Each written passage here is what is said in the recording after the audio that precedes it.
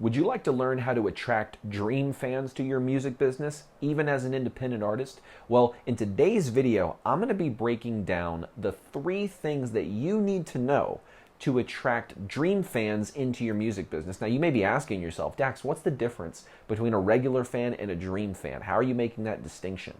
Well, here's what most people end up dealing with. They put out content on social media, right? And they get some followers for their content. And those followers either A, don't engage with their content regularly, or they engage with one particular type of content that has nothing to do with their music. This is something that a lot of artists are running into, where they're getting followers, but they're not getting engagement. Or maybe worse off, they're not getting followers. Well, I want to show you how you can attract people to your music business and show you what all goes into it. Now, there's 3 components to this, okay? So let's dive into the first thing that you need to understand if you want to attract the right people to your music business, which is you need to understand branding. And I'm going to go through the 3 A's that define, I think, a really, really good brand. Okay, first thing is first when it comes to branding. A lot of people think branding is about, creating some kind of false persona about who you are, and that couldn't be any more the opposite of the case.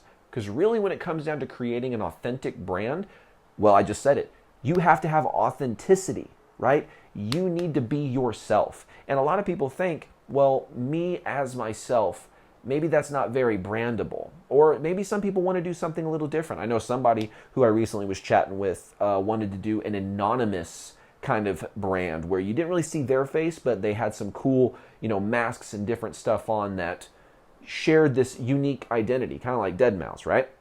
So it doesn't just have to be you as you, but whatever brand that you want to put forth that is authentically you.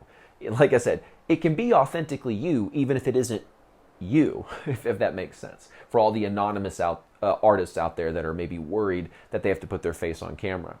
But then the next step to creating a really, really attractive brand is, on top of identifying what makes you you and what are the authentic things about your personality, now we need to take each of those aspects and crank them up. We have to amplify it, okay? So you have to figure out what is authentic about you, and then you have to amplify it. And by amplify it, I want you to think about professional wrestling, okay? I know some of y'all are like, what? Like the WWE? Yes. Think about the biggest personalities that were able to do well in that business. People like The Rock, people like Stone Cold, or Chris Jericho, or whoever, right? Those people are able to be successful. What does that mean? What is that relevant to the music business? Well, what they're able to do is captivate an audience with a microphone and a performance. Does that sound familiar? So what they're doing to get people to love or hate them is they are being themselves, but cranked up to 10. So if you look at Stone Cold Steve Austin, who he is in the ring in the WWE is who Stone Cold Steve Austin really is if you turned all of his character traits up to 10, right? So now he's getting up on turnbuckles and throwing up the middle finger, and he's taking beers and smashing them together.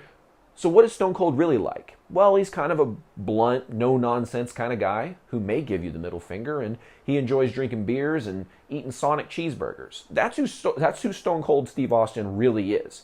But when he's out there in front of the camera and he's out there creating his brand, he takes those things about him, the fact that he's a guy who likes to hunt, he likes beer and all this kind of stuff, cranks it up to 10, and now his attitude is not just, I'm blunt and I'll tell you what I'm thinking and speak my mind, but now I'm going to get up on the turnbuckles and throw middle fingers in the air, and now I don't just drink beer, but I'm going to slam them together and do all this kind of stuff. So that's one example of taking your personality traits and cranking them up. And what that does is it kind of creates a polarization. And that's something what a lot of artists could learn from with their branding is polarization. You don't always have to be attracting the right people to get to the right people. Sometimes you just got to push away the wrong people, if that makes sense, right? So if you amplify what's authentic about you, you are going to repel the people who are not down with whatever you're down with, right? Because you may be into country and rock mixed together. By you being country and rock turned up to 10, there's going to be country fans and rock fans that are not going to like you. But guess what? They're not your dream fans. So it's good that you repel them, because you'll use their attention and potentially their hate for algorithmic boost to get in front of the people who are the right people. Like, people don't understand that if a piece of content goes out and you're polarizing and you get 1 million views and 600,000 people hate you, but 400,000 people were perfect resonators of your message. Even if that was not a 60-40 distribution, maybe if it was 80-20. Think about it. You got 1 million views, 200,000 people were the perfect person to see your music. But then the other 100,000 people hated it. Is that still a good, successful social media post? Absolutely it is. People would be like, what? How is that a good thing? The majority of the 1 million people didn't like it. I'm like, if your music is simultaneously for every human on the planet, it's also for nobody, right? Because nothing is for everyone. You understand? So you have to sort of plant your flag and say, this is me cranked up to 10. If you don't like it, keep on scrolling or leave a hateful comment so I get an algorithmic boost, right? So that's one of the main things that we need to understand when it comes to our branding, is by amplifying ourselves, we're going to create polarization. And some people think that because they're seeing hatred a lot means that their post or their music isn't good. That is an incorrect assumption. That is an incorrect assumption. Like I said, scale my example down. Let's say you had 1,000 people watch your videos, but only 100 of them liked it. It's only like 10%. Well, if only 10% of the people liked it, but those 10% of people, those 100 people, were perfect fits for your music and your music business, that is a win, because you're attracting those people who you need to attract. And over time, it won't just be 100 of the 1,000 people that dig it. As you collect more and more of the right people, that ratio will start to go in favor of the people that like it. Because the people that don't like you have blocked you, or when they see you, they scroll and they've muted you or whatever. But the people who do like you, over time, it will sift that number down from the people who don't like you into just the people who do. Now, again, there will always be haters. So make no mistake, especially if you're growing, there will always be haters. But we have to look at this and understand that it's okay to be polarizing, okay? And you just have to, final A of branding, go all in. Go all in on your brand. Understand that people are going to form an association to you whether you like it or not. So you might as well choose what kind of association they have with you. And that's where your branding is so powerful. So when you're trying to attract the right people into your music business, the first thing that we need to have set up is our brand. We need to understand who we are, what we stand for. We need to amplify it so people can either get with the program or get off the boat, if you know what I'm saying, and then go all in. Just don't backtrack. Don't claim you're something if you're not something, because then you will have to backtrack. So figure out what makes you authentically you.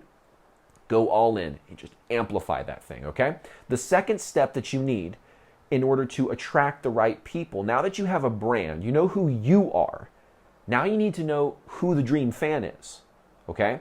Who is this dream fan that is going to be the most receptive to my brand? We have to build what's called in business an avatar. We have to figure out who this person is. Now, what do I look at to create a fan avatar? Well, a couple things that you can look at. One of the things that you can look at are demographics. What are their age? What's their gender? You know, what are those income levels, location? And when I say location, I mean like geographically speaking. So you have those demographics. Those are the people. Now think about someone like Taylor Swift. The majority of her audience has a defined demographic. It's 13 to 28-year-old females that live in America. That is her prime bread and butter demographic. Okay, so when you think of Taylor Swift's dream fan avatar, it should be someone who falls in those demographics. Now think about psychographics next. What are psychographics? Well, that stands for, instead of looking at people's demographics, we're looking at their psychology, their psychographics. And so you look at it like what are the issues that this person goes through on a daily basis? I always use the country example. It's my favorite, which is, if I'm trying to write to the average country fan, they're most likely going through a breakup. And even more likely that breakup was with their horse or their truck, and it's been a really bad breakup. No, I'm just kidding. I'm pretty sure Smoke Rings in the Dark was written to Gary Allan's truck. I'm totally kidding. But the whole idea here is there's some consistent themes. If you're a country fan, you're probably a blue-collar worker, right? So songs about the blue-collar life are going to resonate with people who are country fans, because that's something that they're already doing in their life. What are the things that they're thinking about? What are the, things that they want? What are the things that they don't want? Because sometimes unifying against a common enemy is a great way to do marketing too. So if you identify what people like, you should also identify what they don't like. And so you can throw rocks at what they don't like and then praise the things they do like. You see what I'm saying? And by doing that, you're putting yourself into the conversations that they're already having in their head or on social media. And that allows you to create content that gets them to actually care about what you have to say, because it's not that they care so much about what you have to say, they care about what you have to say about what they care about. Makes sense? So we have to figure out what are those messages that they need to hear and what are those things that they need to see. Now, another thing, before I move on to the last piece of this puzzle, is you have to know their location. And when I say location, I'm not talking about earlier when I was talking about their geographic location. I'm saying we need to talk about their digital location. Where are they hanging out online? What kind of forums are they on? What kind of subreddits do they follow? What kind of Discord servers are they joining? What kind of YouTube channels do they follow? What kind of websites or blogs do they follow? These kinds of questions are going to narrow down who this dream person is. Because think about it, if you go through all your research and you find out that your specific demographics and specific psychographics of your avatar, these people are hanging out in one particular place more than another. Let's say they're hanging out on Discord more than they're hanging out on YouTube or somewhere else.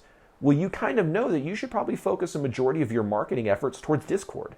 Now, that's a unique strategy, but you have to look at it from that perspective of where are the people who I'm trying to get in front of hanging out, and how do I get in front of them? Sometimes that's also who they follow.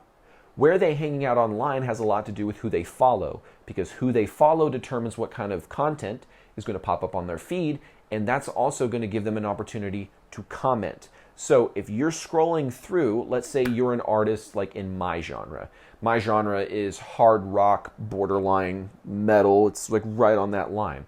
So I could look at somebody like Seven Dust, and I could say, that is a band that is similar to me sonically. Their fans would be a good fit to be fans of my band. Where are Seven Dust fans hanging out online so that I can go and get myself in front of them? That's a good question to ask, because the location isn't just where they're hanging out social media app-wise or Discord-wise or whatever. We're thinking about where's their attention at? It's going to be on these particular artists. Okay, well, let's go comment on those artist pages. Let's go start running ads to those specific audiences. Let's start creating ways to get in front of the people online who are located somewhere. So if they're mostly on TikTok, guess you're going to be creating a TikTok ad. If they're mostly on Facebook or Instagram, you're going to be doing a Meta ad. If they're on YouTube, you're going to be doing a Google AdWords account or AdWords campaign. So you have to figure these things out. And if you understand that, you can start to build an avatar, and I would give it a name. So if it's Taylor Swift's demographic, I'm sure her avatar is something like, Stephanie. She's a 15-year-old. She's a 15-year-old girl from the States who just broke up with her 8th boyfriend this year and is really sad about it, and she needs to vent with her girlies. And that's who Taylor Swift's main avatar is in this hypothetical example, right? So put a name to it. If it's a dude, give it, your name's Michael, you're my avatar, or whoever it happens to be, right? You go through that stuff and you identify who your avatar is, and now you've got two components. You know who you are, and you know how you're going to present yourself so that the people that are exposed to you have particular associations that you've engineered that you want them to have.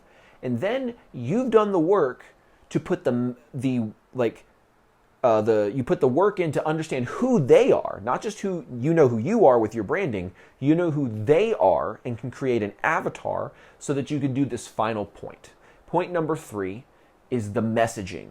You have to know how to create messages that resonate with those people. So it's one thing to understand, oh, this is a fan of country. They would resonate with the situation where they're going through a breakup. Great. You understand the psychographics, but let's take that to messaging now. What is the content that we're going to create, and what's the context around it that we're going to use to create a message that resonates? I want to go through that kind of bit by bit.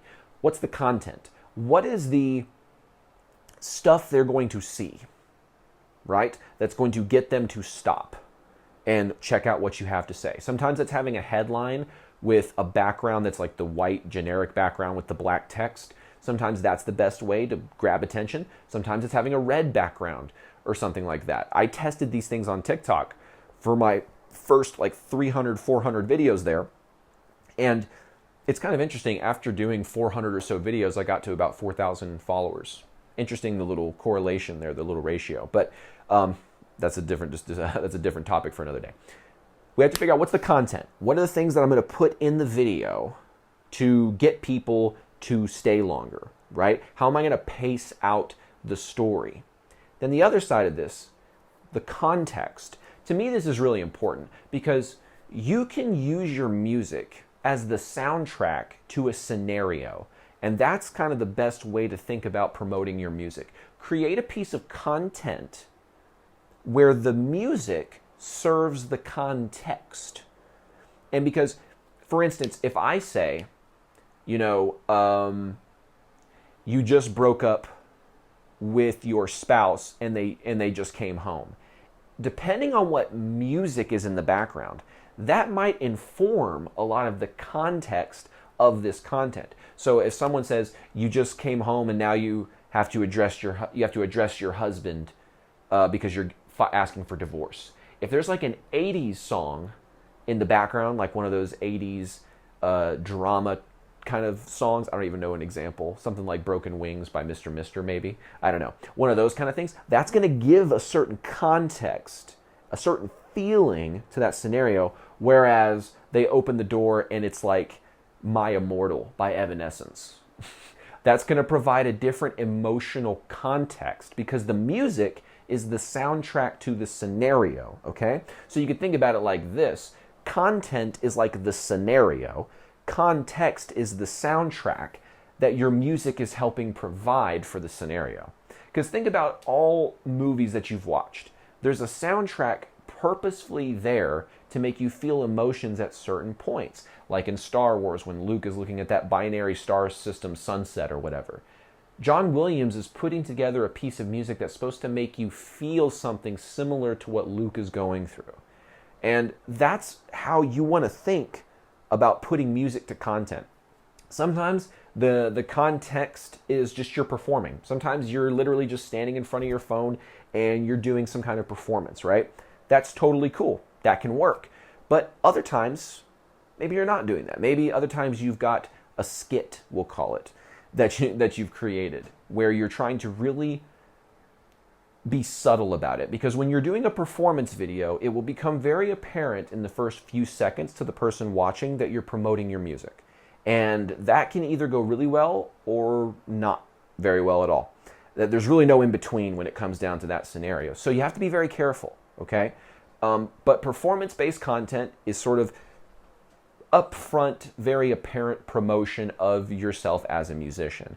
Where if you're doing a scenario, it's a little bit more covert what's going on. Now people are watching for the entertainment value of the content, but because your music is providing context and a soundtrack to the scenario, now you're giving them a way to consume your music sort of unconsciously.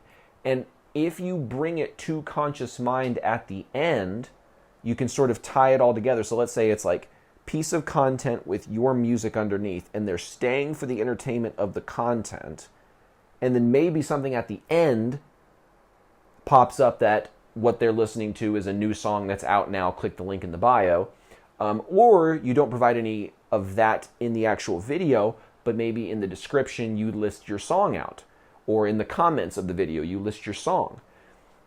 So there's different ways of approaching this, but you get the idea. You're trying to use your music to be the soundtrack to the scenario that you're setting up in your content, okay? And then the last C of messaging is being consistent. Because if you're consistent with this, you're going to figure out what works and what doesn't work faster than other people. Because most artists take too much time to create content. And because they take too much time to create, they take too much time to get data back on what they're doing. Whereas if you go out there and you're putting content out there consistently, whether that's daily, every other day, 3 to 5 times a week consistently, you'll start to get compounding information where people that I'll post something here, wait a month, I'll post something here, wait a month. Those people, it's going to take so much longer to get information about what works and what doesn't work that they're going to be 18, 20 times slower than the person who's out there going out, and I'll say it this way, the person who's going out there and failing faster. What, you want me to go out there and fail? Yes, because everyone will fail. Everyone will fail at some point. And so what you need to do is get used to it and just go out there, put out pieces of content and fail quicker so you can learn what doesn't work and you can learn what does work. Because I'll tell you right now, I posted a piece of content on TikTok every single day almost, I missed a few days, for a year. And that consistency helped refine my skills to the point where instead of getting 70 views a video, I could average 400 views a video. And then I could get to a point where I was averaging 1,000 a video. So you can see how that starts to build and build and build as you develop your skill set, where most artists don't put out content consistently enough to develop that skill set so they could actually go somewhere with it. So I want to recap and summarize this for a second. You could call this the BAM method. I should have called it that in the beginning, the BAM method. Branding, avatar, messaging, okay? You have to understand who you are and the associations you want people to have to you that mostly take place on the unconscious, subconscious level, okay? And that all has to do with how you present yourself and what your authenticity looks like, right? Then the next step is the avatar. You have to understand who they are. What are the things they're into? Who is this person? That'll help you in so many different aspects of your music business, like even in advertising. You can put in that information. You can put in, send this to only females who are 13 to 28, fans of Taylor Swift, and yada, yada, yada. You can go in and put in that information into an advertising and have way better targeting as opposed to just general stuff. And then the messaging. We have to figure out what are the things that my avatar needs to hear from me to attract them into my world, get them to follow me, and then we haven't talked about it in today's training, but I have other videos that talk about it more in depth, which is how do I get them into my email list? And then how do I turn them from just a follower into a fan? But I guarantee you, we can't even get to the position where we can turn a follower into a fan if we don't have our branding set up, if we don't know who we're talking to, and we don't know the kind of messages that actually work, right? And the only way you're gonna figure out how it works is if you do it a lot. Okay, so get to posting. It doesn't have to be perfect. I can tell you a majority of the videos I've posted that have even done well on social media. My band posted a video recently that got 136,000 views on a video. It was an iPhone shot video. Every bit of visuals that you saw on that was from an iPhone. And the only audio that you heard that wasn't from the phone was a demo of just drums and just guitar. Okay, so once you get this stuff set up, I guarantee you, you are going to have a better chance at attracting the right people as opposed to just putting out content that attracts who it attracts, and whether they're good quality fans or not, we're not even caring about it. No. We're leaving that mindset behind. We're going to figure out exactly what works. We're going to get our brand set up, figure out who our avatar is, and start putting out messages that will resonate with those people. Thank you guys for watching this video. I hope you got a lot of value from it. If you did, hit the subscribe button and the notification bell. It really helps out the channel. And if you'd like some one-on-one help in your own music business, setting up your brand, creating a content plan, figuring out your avatar and your messaging, and a whole bunch more, we've got a link in the description that you can click on to apply for a one-on-one coaching call to see if it'd be a good fit to work with us. So if that's something you're interested in, click the link in the description. If not, no worries. I look forward to seeing you on another video inside of Musicians Ignite. Take care.